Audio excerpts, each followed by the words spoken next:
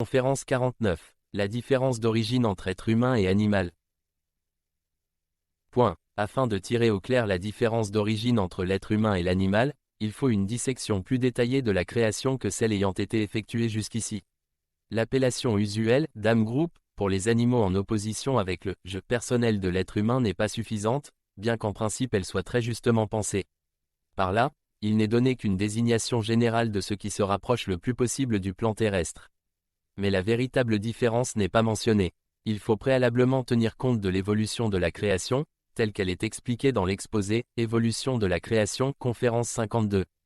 Pour faciliter une vue d'ensemble, il est bon que les plans principaux en soient encore une fois exposés de haut en bas.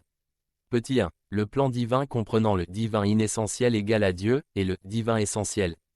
Petit 2. Le plan spirituel essentiel comprenant le spirituel essentiel conscient et le spirituel essentiel inconscient. Petit 3. Le plan essentiel comprenant l'essentiel conscient et l'essentiel inconscient. Petit 4. Le plan matériel comprenant la matière fine et la matière dense. L'être humain a son origine spirituelle dans le spirituel essentiel inconscient. L'animal, par contre, a son origine essentielle dans l'essentialité inconsciente. Entre ces deux degrés, il existe une différence énorme. Le noyau vivifiant de l'être humain est esprit. Mais le noyau vivifiant de l'animal est essentiel. L'esprit se tient largement au-dessus de l'essentialité, par conséquent, l'origine intérieure de l'être humain est de beaucoup plus haute que celle de l'animal, tandis que les deux n'ont en commun que l'origine de leur corps de matière dense. Cependant, avec le temps, l'esprit de l'être humain a bien davantage développé son corps purement d'origine animale que cela ne fut possible à l'essentialité de l'animal. La doctrine de l'évolution naturelle du corps de matière dense à partir du corps animal le plus inférieur jusqu'au corps humain est donc juste. Elle montre l'action évolutive de la volonté créatrice dans la nature, sans lacune sous tout rapport. Il n'a été commis en cette doctrine qu'une seule erreur, mais elle est importante, on n'a pas su s'élever au-dessus de la matière dense. Lorsqu'on dit que le corps humain, soit le manteau de matière dense de l'être humain, provient du corps animal qui a précédé le corps humain, c'est juste. Ces deux corps cependant ne font ni l'être humain ni l'animal, ils en font partie seulement parce qu'ils sont indispensables dans la matière dense. Lorsqu'on veut déduire que la vitalité intérieure de l'être humain provient de celle de l'animal, on commet une faute impardonnable, source d'erreur qui doit fatalement provoquer un conflit. De ce conflit naît aussi, en beaucoup d'êtres humains la saine intuition contre cette fausse conception. D'une part, ils sont attirés par la justesse de cette conception, lorsqu'elle concerne les corps, d'autre part, ils sont de nouveau heurtés par la grossière négligence qui, sans plus, veut simplement assimiler à l'origine de notre corps celle de notre esprit. La science ne pouvait sans doute, jusqu'ici, faire autrement que de dire que, dans l'évolution naturelle, l'être humain doit finalement descendre de l'animal et, tout d'abord, d'un animal semblable au singe, qui, dans sa forme, se rapproche le plus du corps humain, parce que la science ne s'occupait alors uniquement que de la matière et surtout de la matière dense, laquelle ne représente d'ailleurs qu'une toute petite partie de la création. Et de celle-ci, la science ne connaît, en outre, que les manifestations extérieures les plus grossières.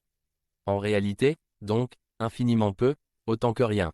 Aujourd'hui elle peut utiliser divers éléments précieux, mais elle ne connaît pas encore le vrai et doit se contenter de quelques mots étrangers par lesquels elle remplace le savoir. Ces mots désignent exclusivement la classification provisoire de certaines choses déjà existantes et utilisables dont on ne connaît pas le genre véritable et encore bien moins l'origine. Mais l'essentialité et encore bien plus, la spiritualité, se tiennent au-dessus de toute matière en partant de la terre pour aller vers le haut. Ils constituent la suite vers l'origine de tout ce qui existe ou, ce qui est plus naturel, ils sont, en partant du haut vers le bas, ce qui a précédé la matière au cours de l'évolution. Il doit être pris en considération que, de façon toute naturelle et résultant de l'évolution, tout ce qui est spirituel ainsi que tout ce qui est essentiel a absolument besoin d'un manteau de matière dense en obéissant aux lois de l'évolution. Dès qu'il pénètre comme agent formateur et noyau vivifiant dans cette matière dense, tout différent doit immédiatement cesser lorsqu'on avance enfin, soit qu'on s'élève dans toutes les recherches bien au-dessus et au-delà de la matière, soit qu'on puisse suivre le cours naturel de l'évolution de haut en bas. Le temps est là où ce pas doit être fait. Cependant, la plus grande précaution est ici requise, afin que le savoir spirituel, qui porte indéniablement en lui la logique, ne soit pas rabaissé par inadvertance à une ignorance fantaisiste. On doit prendre en considération le fait que l'essentiel et le spirituel ne peuvent être abordés qu'avec un esprit clair et libre, et non pas, comme dans la matière, avec des balances, des scalpels et des loupes. Mais pas davantage avec un esprit mesquin ou avec des préjugés, comme cela est si souvent tenté. Les lois de la création existante l'interdisent d'elle-même et d'une façon infranchissable. En cela, une petite créature humaine, quelle que soit sa prétention, ne pourra faire dévier en rien la perfection de la volonté d'airain de son Créateur. La véritable différence entre l'être humain et l'animal réside donc exclusivement dans l'intérieur. Un animal ne peut aussi retourner que dans l'essentiel après qu'il ait déposé son corps de matière dense, tandis que l'être humain retourne dans le spirituel, qui se situe beaucoup plus haut.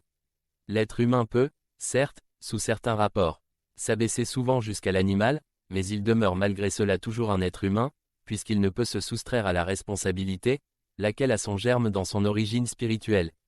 L'animal, en raison de son origine uniquement essentielle, ne peut de son côté, jamais s'élever jusqu'à l'être humain.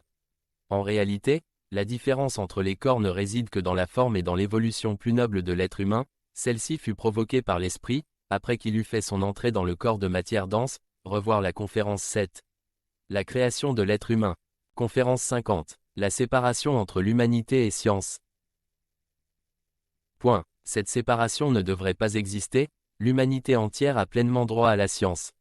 Celle-ci cherche seulement, en effet, à rendre plus compréhensible le cadeau de Dieu qu'est la création.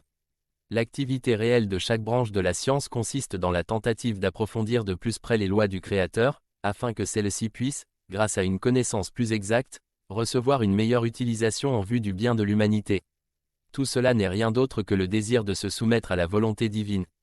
Mais puisque la création et les lois de la nature ou de Dieu qui la supportent sont extrêmement claires et simples dans leur perfection, la conséquence naturelle devrait faire l'objet d'une explication sobre et simple de la part de celui qui les connaît véritablement. Mais c'est précisément ici que s'instaure une différence sensible qui, par son genre malsain, creuse un gouffre s'élargissant toujours plus entre l'humanité et ceux qui se nomment disciples de la science. Donc disciples du savoir ou de la vérité. Ceux-ci ne s'expriment ni simplement ni naturellement ainsi qu'ils seraient conformes à la vérité, donc au savoir véritable, oui, ainsi que l'exige la vérité, comme une conséquence toute naturelle. Il y a à cela deux causes, ou plutôt trois, pour la peine toute particulière que, d'après leur opinion, ils ont prise pour leurs études, ils attendent une situation spéciale.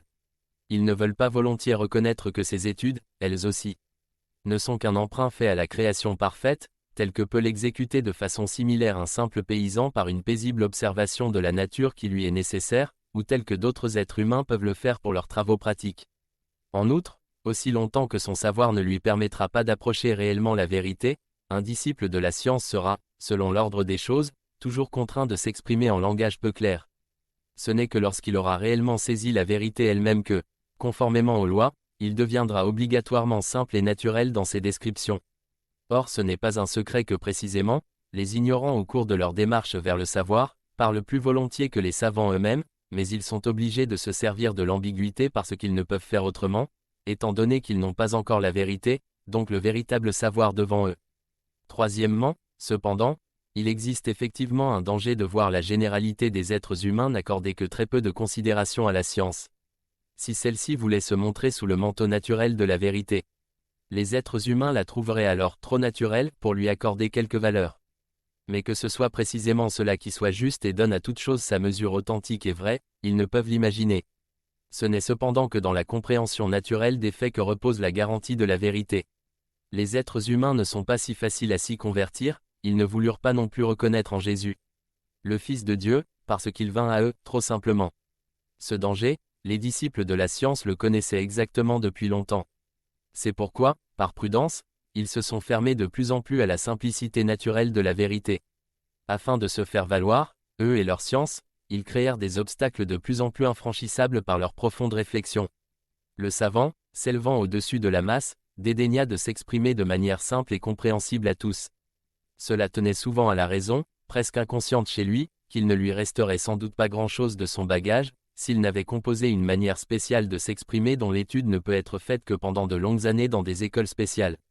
Ne pas se faire comprendre lui procura, avec le temps, une préséance artificielle, qu'ont maintenu à tout prix ses élèves et ses successeurs, puisque sans cela, pour beaucoup, les longues études et les sacrifices matériels financiers auraient été vains.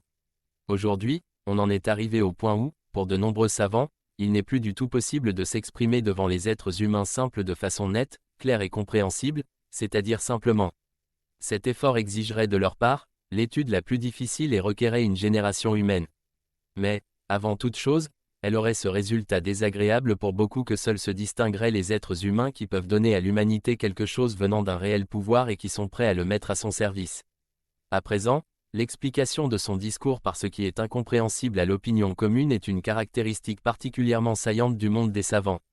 C'était déjà la coutume dans les affaires ecclésiastiques, où ceux qui s'appelaient serviteurs de Dieu, terrestrement appelés, parlaient latin pour guider et pour diriger ceux qui cherchaient le recueillement et aspiraient à l'élévation. Ils ne comprenaient rien et ne pouvaient pas non plus saisir et s'approprier ce dont ils auraient pu seuls tirer un profit quelconque. Les serviteurs de Dieu auraient alors aussi bien pu discourir en siamois, avec le même succès. Le vrai savoir ne doit pas avoir besoin de se rendre incompréhensible, car en lui, réside la faculté et le besoin de s'exprimer en mots simples. La vérité existe pour tous les êtres humains sans exception, car ils proviennent d'elle, parce que la vérité est dans le spirituel essentiel, point de départ de l'esprit humain, elle est vivante. Cela laisse sous-entendre que la vérité, dans sa simplicité naturelle, peut aussi être comprise de tous les êtres humains.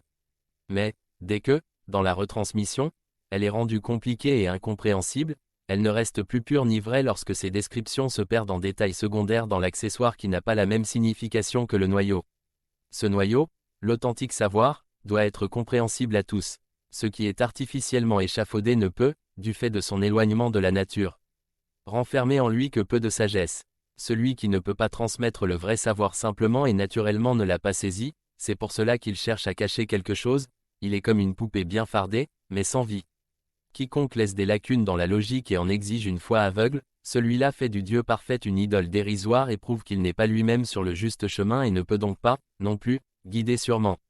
Que cela soit un avertissement pour tout chercheur sincère. Ok, bonjour à tous.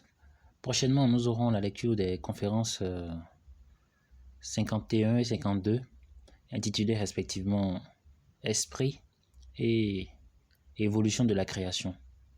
Donc, on se dit à tout de suite.